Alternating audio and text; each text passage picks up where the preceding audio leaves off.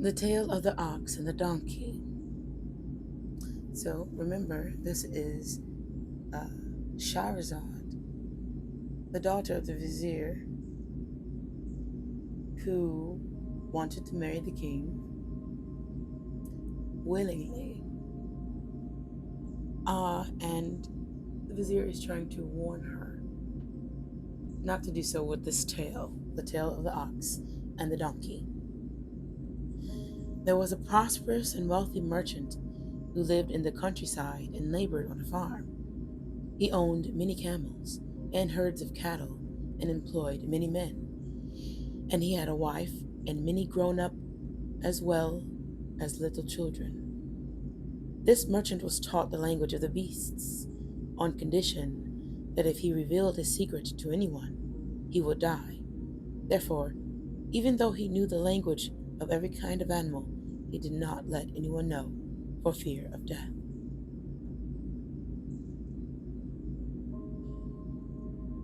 One day, as he sat, with his wife beside him and his children playing before him, he glanced at an ox and a donkey he kept at the farmhouse, tied to adjacent troughs, and heard the ox say to the donkey, "Watchful one, I hope that you are enjoying the comfort and the service you are getting.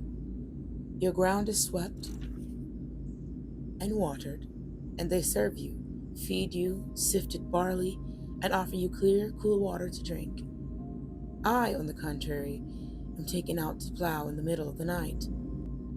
They clamp on my neck something they call yoke and plow, push me all day under the whip to plow the field and drive me beyond my endurance until my sides are lacerated and my neck is flayed. They work me from nighttime to nighttime, take me back in the dark, offer me beans soiled with mud and hay mixed with chaff, and let me spend the night lying in urine and dung. Meanwhile, you rest on well swept, watered, and smooth ground, with a clean trough full of hay. You stand in comfort, save for the rare occasion when our master, the merchant, rides you to do a brief errand and returns. You are comfortable while I am weary. You sleep while I keep awake." When the ox finished, the donkey turned to him and said, "Greenhorn, they were right in calling you ox, for you ox harbor no deceit, malice, or meanness. Being sincere, you exert and exhaust yourself to comfort others. Have you not heard the saying, out of bad luck they hastened on the road? You go into the field from early morning to endure your torture at the plow to the point of exhaustion. When the plowman takes you back and ties you to the trough, you go on butting and beating with your horns, kicking with your hooves, and bellowing for the beans until they toss them to you. Then you begin to eat. Next time, when they bring them to you, don't eat or even touch them, but smell them. Then draw back and lie down on the hay and straw. If you do this, life will be better and kinder to you, and you will find relief." As the ox listened, he was sure that the donkey had given him good advice. He thanked him, commended him to God, and invoked his blessing upon him, and said, "May you stay safe from harm, watchful one." All of this conversation took place, daughter, while the merchant listened and understood. On the following day, the plowman came to the merchant's house, and, taking the ox, placed the yoke upon his neck, and worked him at the plow. But the ox lagged behind. The plowman hit him, but following the donkey's advice, the ox, dissembling, fell on his belly, and the plowman hit him again. Thus the ox kept getting up and falling until nightfall, when the plowman took him home and tied him to the trough. But this time the ox did not bellow or kick the ground with his hooves. Instead, he withdrew away from the trough. Astonished, the plowman brought him his beans and fodder. But the ox only smelled the fodder and pulled back and lay down at a distance with the hay and straw, complaining till the morning. When the plowman arrived, he He found the trough as he had left it, full of beans and fodder, and saw the ox lying on his back, hardly breathing, his belly puffed, and his legs raised in the air. The plowman felt sorry for him and said to himself, "By God, he did seem weak and unable to work." Then he went to the merchant and said, "Master, last night the ox refused to eat or touch his fodder." The merchant, who knew what was going on, said to the plowman, "Go to the wily donkey, put him to the plow, and work him hard until he finishes the ox's task." The plowman left, took the donkey, and placed the yoke upon his neck.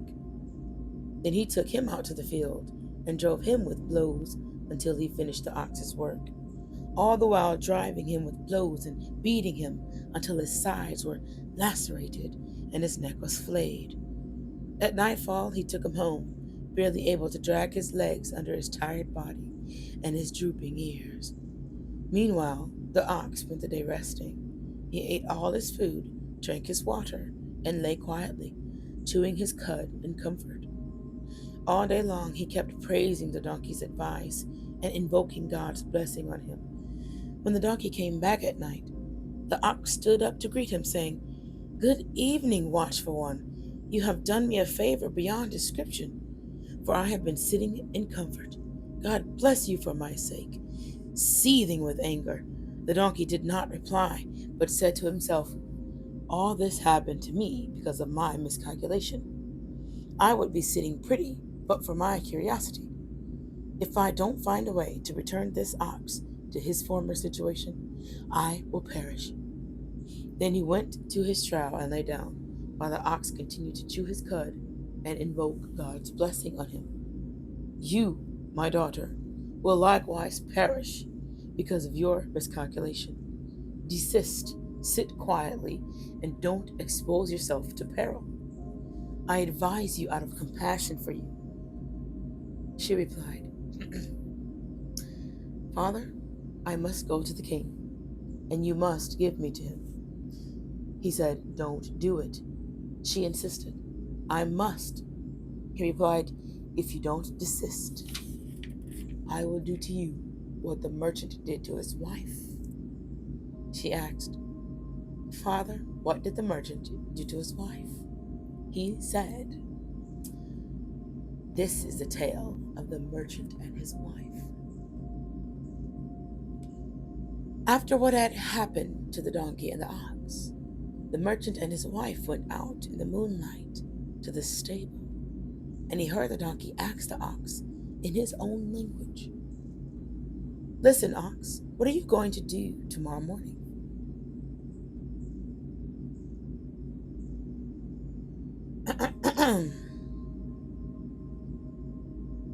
Listen, ox. I'm sorry. I need water.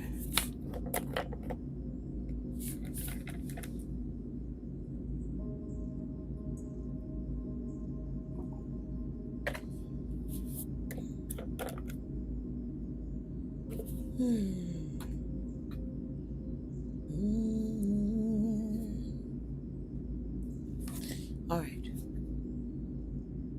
Listen, ox. What are you going to do tomorrow morning? And what will you do when the plowman brings you your fodder? The ox replied, "What shall I do but follow your advice and stick to it? If he brings me my fodder, I will pretend to be ill, lie down, and puff my belly." The donkey shook his head and said, "Don't do it. Do you know what I heard our master, the merchant, say to the plowman?" The ox asked, "What?" The donkey replied, "He said that if the ox failed to get up and eat his fodder, he would call the butcher to slaughter him and skin him, and would distribute the meat for alms and use the skin for a mat. I am afraid for you, but good advice is a matter of faith. Therefore, if he brings you your fodder, eat it and look alert, lest they cut your throat and skin you." The ox farted and bellowed.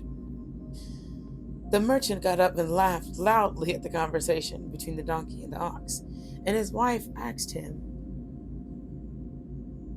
"What are you laughing at? Are you making fun of me?" He said, "No." She said, Tell me what made you laugh. He replied, I cannot tell you. I'm afraid to disclose the secret conversation of the animals. She asked, And what prevents you from telling me? He answered. "No, And what prevents you from telling me? He answered, The fear of death. His wife said, By God, you are lying. This is nothing but an excuse. I swear by God, the Lord of heaven, that if you don't tell me and explain the cause of your laughter, I will leave you. You must tell me. Then she went back to the house crying, and she continued to cry till the morning. The merchant said, Damn it, tell me why you are crying. Ask for God's forgiveness and stop questioning and leave me in peace. She said, I insist and will not desist. Amazed at her, he replied, You insist? If I tell you what the donkey said to the ox, which made me laugh, I shall die. She said, Yes, I insist, even if you have to die. He replied, Then call your family. And she called their 2 daughters, her parents and relatives, and some neighbors. The merchant told them that he was about to die, and everyone, young and old, his children, their farm hands, and the servants began to cry until the house became a place of mourning. Then he summoned legal witnesses, wrote a will, leaving his wife and children their due portions, freed his slave girls, and bid his family goodbye, while everybody, even the witnesses, wept. Then the wife's parents approached her and said, Desist, for if your husband had not known for certain that he would die if he revealed his secret, he wouldn't have gone through all of this. She replied, I will not change my mind. And everybody cried and prepared to mourn his death. Well, my daughter Shahrazad, it happened that the farmer kept 50 hens and a rooster at home. And while he felt sad to depart this world and leave his children and relatives behind, pondering and about to reveal and utter his secret, he overheard a dog of his say something in dog language to the rooster, who, beating and clapping his wings, had jumped on a hen and, finishing with her, jumped down and jumped on another. The merchant heard and understood what the dog said in his own language to the rooster. Shameless, no good rooster, aren't you ashamed to do such a thing on a day like this? The rooster asked, What is special about this day? The dog replied, Don't you know that our master and friend is in mourning today? His wife is demanding that he disclose his secret, and when he discloses it, he will surely die. He is in this predicament, about to interpret to her the language of the animals. And all of us are mourning for him, while you clap your wings, get off one hen, and jump on another. Aren't you ashamed? The merchant heard the rooster reply, You fool, you lunatic! Our master and friend claims to be wise, but he is foolish, for he has only one wife, yet he does not know how to manage her. The dog asked, What should he do with her? The rooster replied, He should take an oak branch, push her into a room, lock the door, and fall on her with a stick, beating her mercilessly until he breaks her arms and legs, and she cries out, I no longer want you to tell me or explain anything. He should go on beating her until he cures her for life, and she will never oppose him in anything.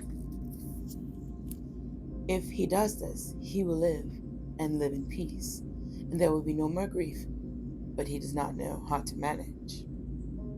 Well, my daughter Shahrazad, when the merchant heard the conversation between the dog and the rooster, he jumped up and taking an oak branch, pushed his wife into a room, got in with her, and locked the door. Then he began to beat her mercilessly on her chest and shoulders, and kept beating her until she cried for mercy, screaming, No, no, I don't want to know anything. Leave me alone, leave me alone. I don't want to know anything. Until he got tired of hitting her and opened the door. The wife emerged penitent. The husband learned good management, and everybody was happy. And in the morning turned into a celebration. And the morning turned into a celebration. If you don't relent, I shall do to you what the merchant did to his wife. She said, such tales don't deter me from my request. If you wish, I can tell you many such tales. In the end, if you don't take me to King Shahryar,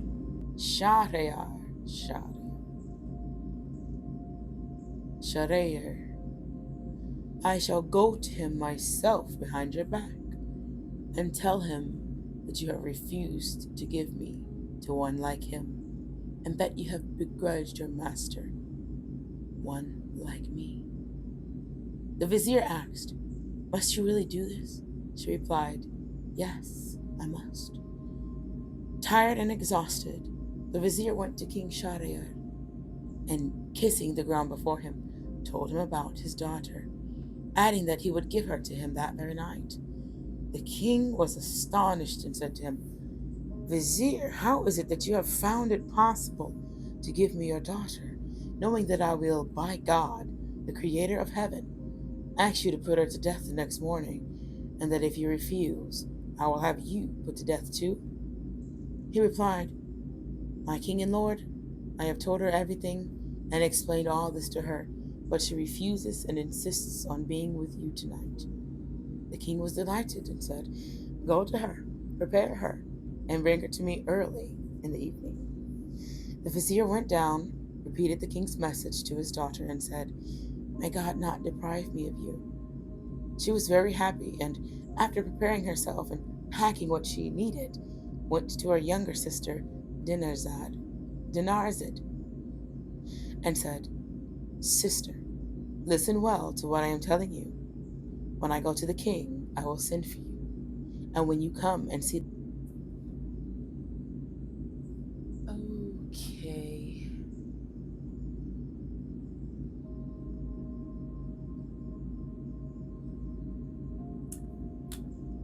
My last battery died, so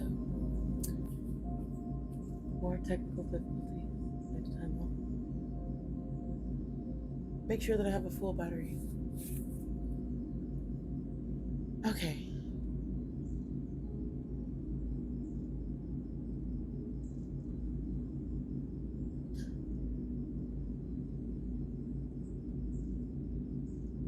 Okay. May God not deprive me of you. Okay. She was very happy, and after preparing herself and packing what she needed, went to her younger sister, Dinarzad, and said, sister, listen well to what I am telling you. When I go to the king, I will send for you. And when you come to me and see that the king has finished with me, say, sister, if you are not sleepy, tell us a story. Then I will begin to tell you a story, and it will cause the king to stop his practice, save myself, and deliver the people. Dinarzad replied, very well. At nightfall, the vizier took Shahrazad and went with her to the great king Shahryar.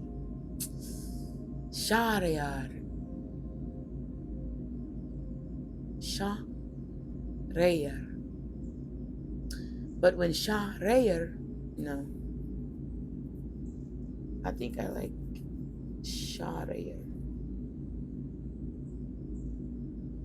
Shahrayar. I'm going to have to look up how to pronounce that word.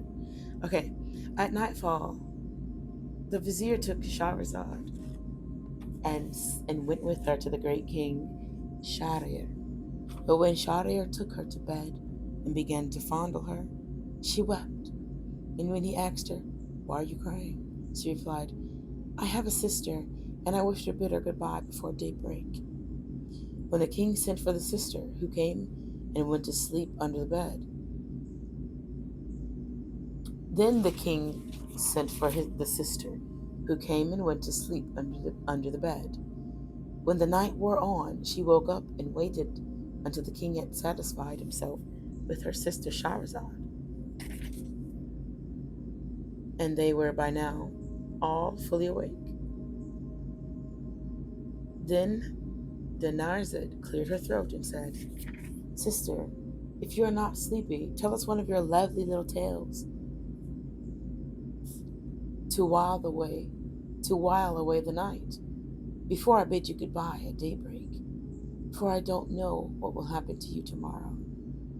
Shahrazad turned to King Shahryar and said, "May I have your permission to tell a story?" He replied, "Yes." And Shahrazad was very happy and said, "Listen." And this is the tale of the story and the merchant. Oh my goodness. The story of the merchant and the demon, which would be the first night of Shahrazad's wedding to King Shahryar. And I will get into that story the next time.